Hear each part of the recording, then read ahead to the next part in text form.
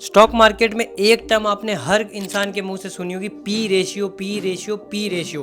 तो आखिर ये पी रेशियो क्या होता है? आज की इस 2 मिनट की वीडियो में एकदम बेसिक से लेके एडवांस तक मैं आपको पूरा क्लियर कर दूंगा कि पी रेशियो क्या है, आपको कौन सी कंपनी का पी रेशियो देखना चाहिए, पी रेशियो के फायदे क्या होते हैं, और पी रेशियो पता होने के बाद आप एक बैलेंस स्टॉक को चुन सकते हो और अपनी पोर्टफोलियो को अच्छा बना के प्रॉफिट में रह सकते हो। आइए सिंपल लैंग्वेज में समझते हैं पी रेशियो को। ठीक है, पहले पी की आपको फुल फॉर्म बता देता हूँ, प्राइस टू अर्निंग रेशियो। इसकी पी की फुल फॉर्म होती है। पी रेशियो निकालने का एक फॉर्मूला होता है, current share price divided by EPS. EPS का मतलब होता है अर्निंग पर शेयर। कोई भी शेयर की करंट प्राइस और अर्निंग पर शेयर को अगर आप डिवाइड कर दोगे तो उस शेयर का यहाँ पे पी आ जाएगा। अब देखिए एग्जांपल से समझता हूँ। मान लीजिए कोई शेयर है जिसकी करंट प्राइस अभी 200 रुपए चल रही है। ठीक है, उस शेयर का ईपीएस मतलब अर्निंग पर शेयर 20 रुपए, तो इसका पी क्या हो जाएगा 200 डिवाइडेड बाय 20 मतलब 10। अब जो ये 10 आया ना वो उस शेयर का यहाँ पे पीई रेशियो है। अब इसका यहाँ पे क्या मतलब हुआ कि जो इन्वेस्टर है, जो हम जैसे लोग इन्वेस्ट करते हैं कंपनी में, आपने कोई कंपनी का देखा कि पी यहाँ पे 10 आया हुआ है, तो इसका मतलब ये है कि जो इन्वेस्टर लोग हैं वो उस कंपनी में 1 रुपए का प्रॉफिट करने के लिए उस कंपनी को 10 रुपए देने को रेडी है। बस पी का मतलब यहाँ पे ये क्लियर होता है कि जितना पी आता है ना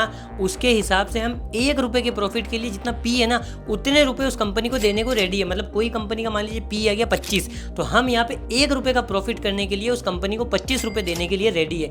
इन्वेस्टर कंपनी के 1 रुपए प्रॉफिट के लिए इतना रुपए देने के लिए रेडी है जितना उस कंपनी का पी होता है। अब यहाँ पे 2 चीज आती है, हाई पी और लो पी। हाई पी का यहाँ पे 2 मतलब होता है कि एक तो कंपनी की ग्रोथ अच्छी है, या दूसरा ये होता है कि कंपनी यहाँ पे ओवर वैल्यूड है, मतलब अपनी करंट प्राइस उसकी काफी ज्यादा चल रही है। लो पी का भी यहाँ पे 2 मतलब होता है कि कंपनी यहाँ पे ग्रोइंग स्टेज में नहीं है, ग्रोथ पोजीशन में नहीं है, और दूसरा पॉइंट ये होता है कि कंपनी अंडर वैल्यूड है। और जो कंपनी अंडर वैल्यूड होती है वो यहाँ पे अच्छी मानी भी जाती है कि इन फ्यूचर में जब ये अपनी वैल्यू पे आएगी तो हमें अच्छा प्रॉफिट दे सकती है। लेकिन कई बार उल्टा भी होता है कि ओवर वैल्यूड कंपनी है, जिंदगी भर ओवर वैल्यूड ही रह जाती है और आपका प्रॉफिट कभी नहीं हो पाता। लेकिन ये जो पी है ना वो यहाँ पे सेक्टर वाइज ही डिपेंड करता है कि बैंकिंग सेक्टर का पी अलग होता है, आईटी सेक्टर का अलग होता है, फार्मा का अलग होता है, या एआई वाले जो स्टॉक्स है उनका अलग होता है। सबका पी अलग अलग होता है। ये पी यहाँ पे एक वैल्यूएशन टूल है, इसको आप केवल पी को देख के स्टॉक को फाइनल मत कीजिए। आपको और भी इस टाइप की और वीडियोस चाहिए, छोटे छोटे जो टर्म्स होते हैं इसके बारे में जानकारी आपको चाहिए तो आप कमेंट कर दीजिए। और पी अगर आपको समझ आया तो कमेंट में लिख दीजिए गॉट इट। मैं आपसे मिलता हूँ एक नई वीडियो और एक नए टॉपिक के साथ। तब तक के लिए जय हिंद, वंदे मातरम।